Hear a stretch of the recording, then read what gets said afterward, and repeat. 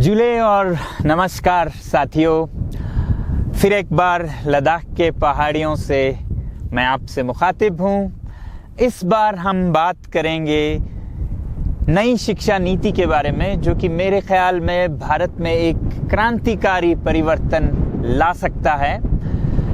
इस पर बहुत से लोगों ने टिप्पणी की, तो मैंने सोचा कि मैं पूरे शिक्षा नीति पर न बात करूं, बल्कि इसमें से सबसे बड़ी क्रांतिकारी जो बात लगी मैं उस पे बात करूं, और जिससे मेरी ज़िंदगी लगभग 30 सालों से जुड़ी रही है, और वो है शिक्षा का माध्यम, भाषा, मीडियम ऑफ इंस्ट्रक्शन, जो कि इस शिक्षा नीति में कहा गया है कि मदर टंग यानी कि मातृभाषा हो, मादरे जुबान हो।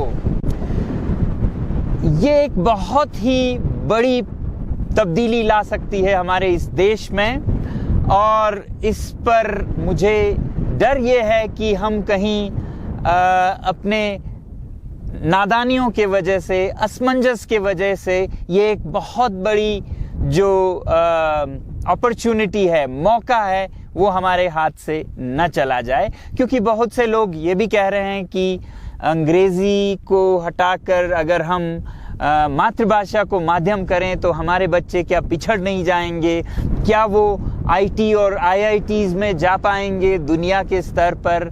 तो इस बारे में मैं आपसे अपना और कुछ खास लोगों के जो अनुभव हैं वो बांटना चाहता था। सबसे पहले तो अपना बांटूं। मैं लद्दाख में लगभग 30 वर्षों से शिक्षा के ही क्षेत्र में काम करता आया हूं। जब मैं इंजीनियरिंग कर रहा था उस दौरान और उसके ठीक बाद से ही लद्दाख के शिक्षा के हालात को सुधारने में लगा रहा, और हालात उस समय 80 के दशक में कुछ इस तरह का था जहां की बच्चे शिक्षा के भार के नीचे दबे जा रहे थे और सीख बहुत कम रहे थे, बल्कि जो कुछ यहाँ का पर्यावरण और यहाँ की संस्कृति सिखाती है वो भी भूल रहे थे।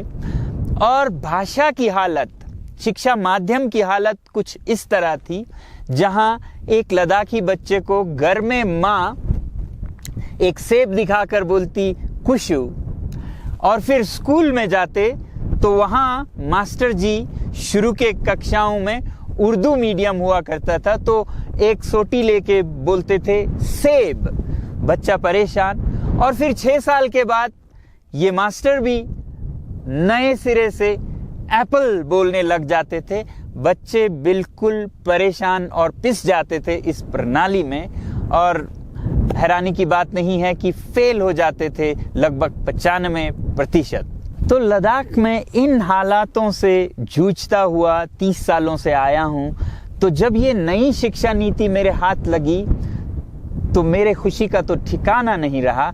जिन भी बातों पर हम वकालत करते आए हैं बदलाव की, वो सब इस नीति में थी।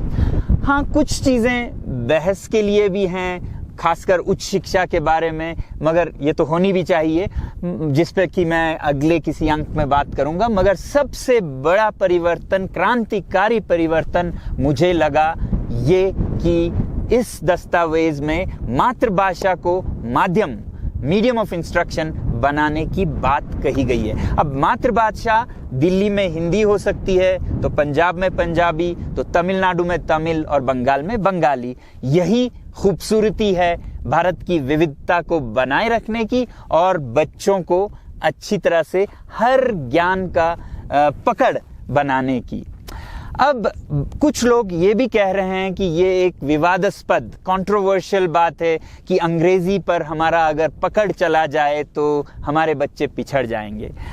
ये मैं कई बार कहता आया हूँ कि जिन देशों के बच्चे मातृभाषा में पढ़ते हैं उनकी सूझबूझ और क्षमता कहीं ज़्यादा होती है उन बच्चों से जिन्हें ज़बरदस्ती अंग्रेज़ी में पढ़ना पड़ता है, जबकि माहौल में अंग्रेज़ी नहीं हो। तो कुछ लोगों का मानना ये है, या भ्रम ये है, कि अंग्रेज़ी माध्यम न रहे तो हमारी अंग्रेज़ी पे पकड़ नहीं रहेगी, हम आईआईटीज़ में नहीं जा पाएंगे, हमारा विकास कम हो जाएगा। तो भ्रम तो एक तरफ, आंकड़ों पे जाते हैं। आइए देखते हैं विश्व के कैसे देश कैसा विकास कर रहे हैं। आप ही बताइएगा, इनमें से दुनिया के सबसे आर्थिक रूप में सफल और अमीर 20 देश भाषा के दृष्टि से क्या प्रयोग करते हैं। तो नंबर 1 पे स्विट्जरलैंड है, जहां पर मातृभाषा उनकी जर्मन, फ्रेंच और इटालियन है, वही प्रयोग करते हैं। और नंबर 2 पे नॉर्वे, जहां पर नॉर्वेजियन भाषा का प्रयोग होता है, अंग्रेजी नहीं। और नंबर 3 पे यूनाइटेड स्टेट्स है, जहां अंग्रेजी वाकई बोली जाती है हर घर घर में, तो उस माध्यम का, उस मातृभाषा का प्रयोग करते हैं। इसी तरह अगर हम डेनमार्क, सिंगापुर, स्वीडन, ऑस्ट्रेलिया का देखें तो यहाँ जो भाषाएं बोली जाती हैं वही कक्षाओं में और दफ्तरों में प्रयोग की जाती है, और 20वें नंबर तक। अब हम देखते हैं दुनिया के सबसे गरीब 20 देशों के आंकड़े, और ये देश ज़्यादातर अफ्रीका में हैं। आप देखेंगे कि लगभग सभी 20 गरीब देश यूरोप के अंग्रेज़ी या फ्रेंच या पोर्चुगीज़ में अपने दफ्तर और विद्यालय चलाते हैं, और हम देख रहे हैं कि वो दुनिया के सबसे गरीब देशों में हैं। तो फैसला आप पर छोड़ता हूं कि आप भारत को दुनिया के सबसे गरीब तरीन देशों में देखना चाहेंगे या फिर सबसे सफल देशों में देखना चाहेंगे।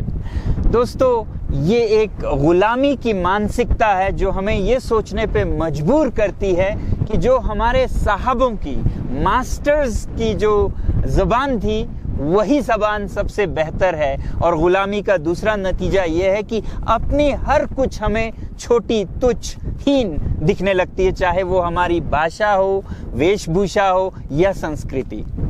साथियों, जहाँ एक तरफ शिक्षा के बारे में आम जनता की धारणा ये है कि सबसे अच्छी शिक्षा प्राइवेट स्कूल्स, जो कि इंग्लिश मीडियम में 3 साल के उम्र से ही शुरू करते हैं, उनके बच्चे सबसे आगे होते हैं। तो मैं आज आपको 2 ऐसे विद्यालय प्रणालियों के बारे में बताना चाहूँगा जो कि अंग्रेजी माध्यम में नहीं, मातृभाषा में अपनी शिक्षा चलाते हैं और उच्चतरीन परिणाम भी दिखाते हैं। उनमें से एक है दिल्ली में स्थित सरदार पटेल विद्यालय। ये विद्यालय दिल्ली के प्राइवेट स्कूलों में, निजी स्कूलों में नंबर 1, 2, 3 में हमेशा रही है। तो ये विद्यालय प्री प्राइमरी से लेके 5वीं कक्षा तक हिंदी, जो कि दिल्ली की मातृभाषा है, इस भाषा में अपने स्कूल को चलाते हैं। आइए इस विद्यालय के प्रधान अध्यापक अनुराधा जी से सुनते हैं उनका क्या अनुभव रहा है। जितने भी शिक्षा की नीति चलाने वाले हैं या शिक्षा को के जानकार हैं, वो अरसे से जानते आए हैं और मानते आए हैं और बोलते आए हैं कि जब शिक्षा प्राथमिक शाला में जो शिक्षा होती है, अगर वो मातृभाषा में होती है तो एक तो बहुत स्वाभाविक रूप से बच्चा सीखता है, और दूसरा शिक्षा गहन होती है और दूर तक जाती है। कि अगर बच्चा अमूमन 3 साल पहले स्कूल आने से 3.5 साल पहले माँ और पिताजी या घर पे एक भाषा बोले, जो हिंदुस्तान में अक्सर अंग्रेजी नहीं होती है, महज 2% तबका होगा जो अंग्रेजी बोलता है। अगर वे विद्यालय आते हैं या सीखने का कार्यक्रम शुरू करते हैं, हम पहले तो उन्हें यह कह देते कि तुम अपनी भाषा तो भूल जाओ, हम तुम्हें अलग भाषा सिखाएंगे।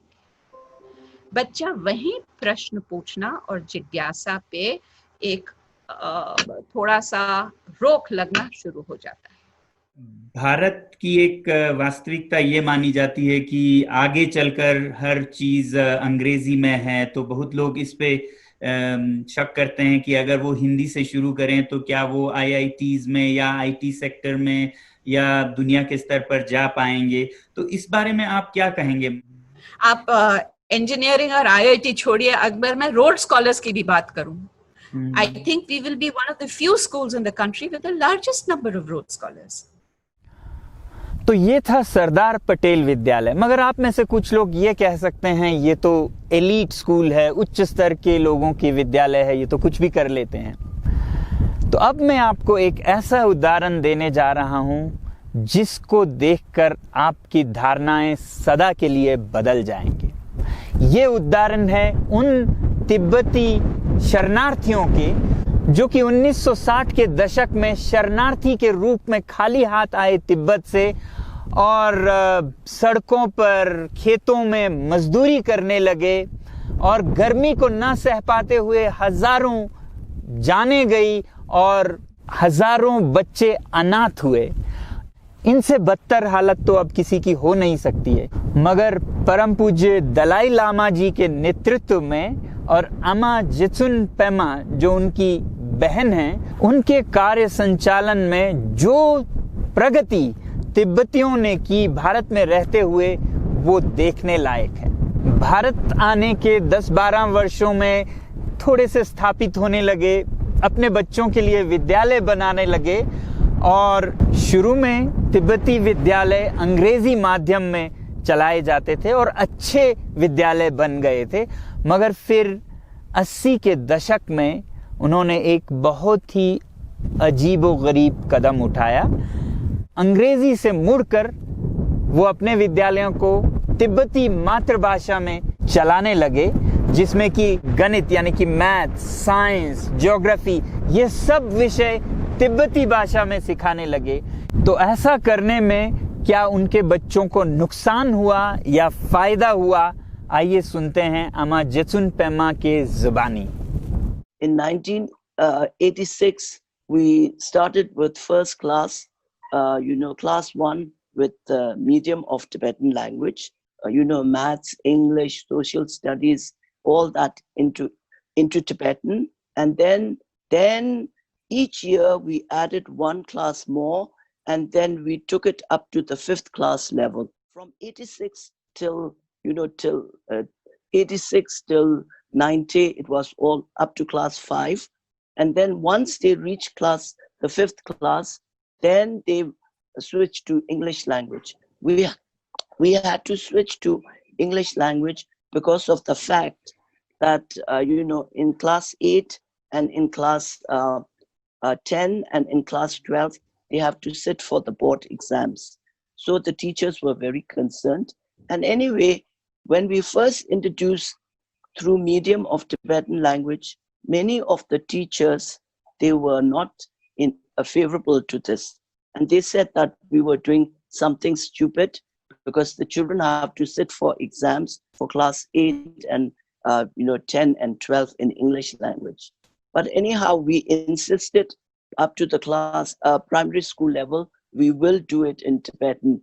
And then the first year, second year, by the third year, the teachers realized that teaching the children through their mother tongue was a wonderful thing because the children were learning by understanding. When you teach the children in a foreign language, they don't understand what you're teaching them. So when you teach them in their mother tongue, then the children understood what they were learning. They were no longer learning like parrots. They were learning by understanding. And when they understood what they were learning, then the children asked more questions. And when they asked more questions, they were even learning more. So with the Tibetan language, it went up to class 5. Then from class 5, but along from class 1, even from kindergarten, we always taught English as a strong second language. So the children were learning, Tibetan and English simultaneously from kindergarten. Then when they reached class 4, they were taught Hindi. So by the time they were in class 5, they were taught 3 languages. When they reached 6th class and we switched over to English language, there was no problem because the children's knowledge was firm. They had a good foundation and in whatever they were learning in all the subjects. And once you have a good foundation in your understanding of maths and English or history or anything, if you have a good foundation, to switch over to another language was no problem. Wonderful, Amala. So you were talking about there were some criticisms from teachers, and were there criticisms from other people also, like we see today, that the English may become weak and they may not perform as well if it is mother tongue? Were there such criticisms in the beginning, and how did you handle? Well, most teachers in India, once you have a teacher's training, they are all very textbook-oriented teachers. So when they're textbook-oriented teachers, the main thing they're concerned is the children doing their exams. But actually, even if you're doing your exams, if you understood the subject better, you do better in your exams. So the teachers, of course, thought that teaching them in Tibetan medium, they would not know English when they had to sit for an examination. But then after, the first batch of children who learned through Tibetan medium, when they reached the, 8th class and had to do an exam of the board, they did much better than the other students who were taught through medium of English language. Because, and what does this prove? This proves that if you understand what you're learning, that stays with you. But if you learn like a parrot and just repeat, then I think you forget it quicker. So that way, now today, the teachers all appreciate this system, teaching through mother tongue.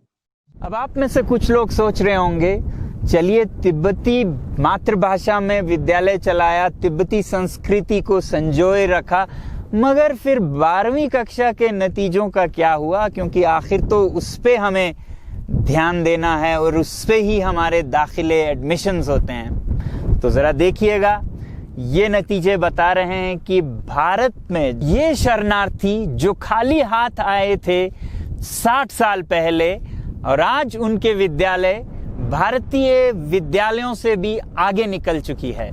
तो साथियों, मैं ये मानता हूं कि अंग्रेजी भाषा आजकल बहुत ज़रूरी बन गई है और हमारे हर बच्चे को इस भाषा पर पकड़ होनी चाहिए। मगर भाषा सीखने का मतलब ये नहीं है कि उसे माध्यम बनाया जाए। मीडियम ऑफ इंस्ट्रक्शन बिल्कुल अलग चीज़ है। ये वो भाषा है जिससे कि हर दरवाजे को खोला जा सकता है, पूरे दुनिया को समझने और देखने की एक चाबी है।